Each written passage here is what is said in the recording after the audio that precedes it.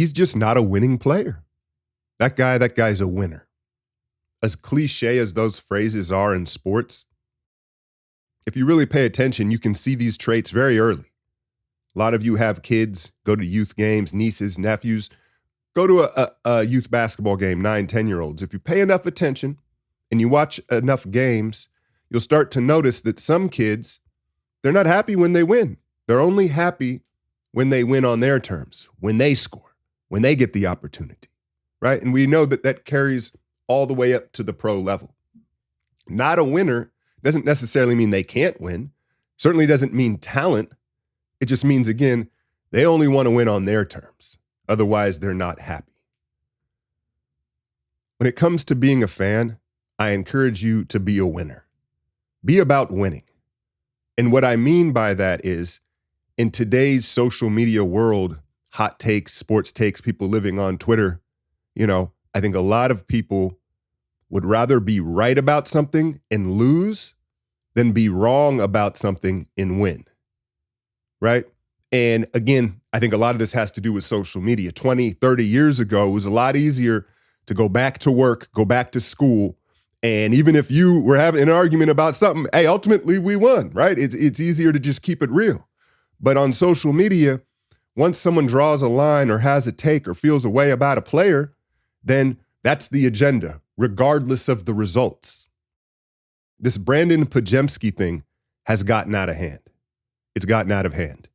And I think that people have lost context to the situation. It's funny how, this is going to age me a little bit, right? But Jason Caffey, one-time Warrior, was a big free agent acquisition, fresh off a championship with the Chicago Bulls, young player in his prime, big money acquisition. Here he comes to the Warriors. Super disappointing, like so many guys of that time period, right? If you get a big money acquisition free agent and he's disappointing, okay, that's one thing.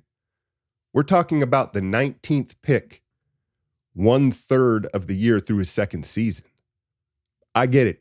He's frustrating. He shouldn't be playing as much. He's really struggling. But what I'm here to say is a lot of the fan base is not helping.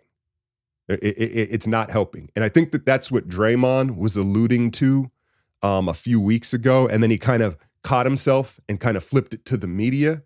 He was really talking to the fan base. He was like, y'all are putting way too much pressure on this kid, and it's just snowballing the issue. Now, I understand that the Warriors did this to themselves in a way, right? Last summer, the Lauri Markkanen fiasco. Now, I think part of them building up Pods was his personality. They're like, this kid is so confident, borderline cocky. Let's lean into it. That's who he is, right? But I also suspect there was an element of they understood Danny Ainge wasn't serious, right? And so they were protecting their asset. Instead of the headline reading over the summer, Podziemski and picks, not enough for Lauri Markkanen. The Warriors were offering Podziemski and this and that for Lauri Markkanen, and they wouldn't do it. They took control of the narrative, and they were like, no. We weren't going to add him because they knew Danny was never going to take him, right? I don't think that played out necessarily behind closed doors like it appeared, but I get it. The optics of it put more pressure on Podziemski. Some of this is on the organization. And now, after every loss, Pods is the scapegoat? Really? That's what we're doing here? On an older roster with flawed construction? It's all his fault? I get it. He should be playing, yes. I'm not saying you can't criticize him. In fact, I'm about to go over what he's been struggling with. But we're losing sight of things because ultimately, if you want to win, if Dub Nation, you want the Warriors to be good, you should want Pods to be good. And at this point, we're kicking a kid when he's down. That's what a bully is, right? It's one thing to bully Draymond, right? But now, like, this is, it's too much. And again, I think Kerr and the organization they're almost pushing back. They're almost doubling down on it because of this, right? It's crazy. Where was this energy for James Wiseman? Where was this energy for Wiseman? Because I got news for you. Wiseman was worse than Pods in his first 2 years. There ain't no doubt about it. Some may say, oh, he didn't get the opportunity. I get it. Maybe it's the opportunity that he's being afforded that's frustrating you. But I encourage you. There's nothing wrong with being frustrated, right? And criticizing. But to me, it's gone too far. And we've lost sight of, hey, Dub Nation as a fan base, we want to win. The 19th pick, 22-year-old, maybe build him up a little bit. And so let's give him some constructive criticism here. First and foremost, the shooting. The reality is, if they didn't think Pods could shoot, he wouldn't have been drafted, right? Like, that's a huge equation to who he is in the NBA. When it comes to a shooting slump, it's kind of a chicken or egg thing. Did the shooter lose confidence first and then it altered their mechanics? Or did something go wrong in their mechanics and then they lost confidence? I don't know. I feel like it might have been a mechanical thing with Pods, just gauging off his personality. He doesn't lack in confidence. And I've spoken about it a little bit before. What I see is too violent of a wrist release. There's too much wrist snap and too much jolt on his release of his shot, almost as if he's trying to mimic Steph's wrist release, like a super quick wrist snap, right? But it's not Steph's release. As we know, everyone has their own body mechanics. And that's another thing that I've noticed coaching shooting and coaching players to shoot the ball. A lot of the times when they have in their head, or it's an off season in the process is, hey, you got to get a quicker release, right? You got to get it off quicker here against all these big athletes in the NBA. It doesn't literally mean a quicker release. And that's what how a lot of players interpret it, right? They're like, well, I'm just going to snap my release quicker and get it off quicker. It starts actually before you even catch the ball a lot of the times. It's your pre-catch footwork, right? And then how quickly do you pick it up if it's off the dribble and get it to your shot pocket? Quick feet, quick to the pocket. That's where you're going to get a quicker release. It's not literally on the release. When it comes to the release, slow is smooth and smooth is fast.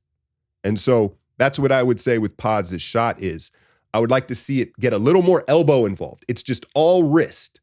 And an ideal when you talk about like a textbook shooter, right? A textbook shot, the elbow, the flow of energy, it's going to start in the elbow and end in the release. It obviously starts in the feet, but we're talking about the top of the shot, right? And that's kind of balanced. So it's that smooth looking release. If it's all wrist or it's all elbow, then you get those jolts.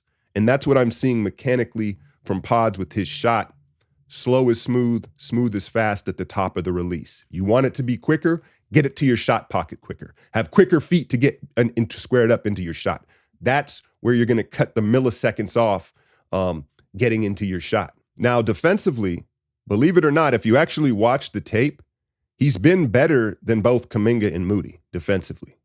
He just has been. And now maybe that's not saying a ton, right? But defensively, I think he's held up pretty well. He's had some silly fouls. I'm not understanding the angles that they're having the guards take on the ball, where they just kind of open up and give these straight line drives. We've talked about that, but that's kind of a team-wide issue. But defensively, I think he's more than held up.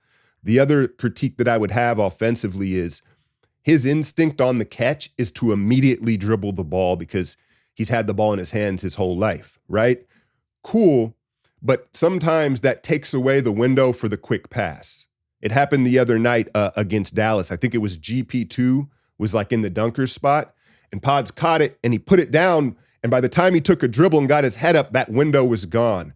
And so sometimes being a connector, being a distributor, like your first instinct can't be to go to the dribble, right? That's kind of like you get taught that in your youth, right? Maintain your triple threat. I know in today's players don't use the triple threat nearly enough, right? But just catch it and maintain the triple threat, and you might see a quick pass, but by the time you take that dribble, it's too late. But look, man, ultimately, Pods may not be the player that we hoped he would be. And I can't tell y'all how to feel, obviously. Like, that's your prerogative. But I'm just here to say that I feel like the hate and the agenda has gone too far. It's not helping. Like, remember, we want to win. And if we build him up a little bit, have a little more patience, then it's what's good for the goose is good for the gander. Right? And it's far too early to write him off year 2 at this point. I get it. Play less. That's fine. And bringing in Dennis Schroeder, I think, is really going to help that situation because it allows him to fall back. Think about Brandin Podziemski's basketball journey. He's been an underdog every step of the way. He's not supposed to be in the NBA, right? He's not Jonathan Kuminga, right? And so bringing in Schroeder in a way puts him back in that underdog role where the expectations aren't there. The opportunity may not be there. He has to fight and scrap to get on the floor. But I assume he's going to be more comfortable in that role, at least right now. And maybe he can mechanically smoothen out that shot. But again, I'll bring it back to the main point. I think we need to keep the big picture in sight. We want the team to win, contend, and be successful.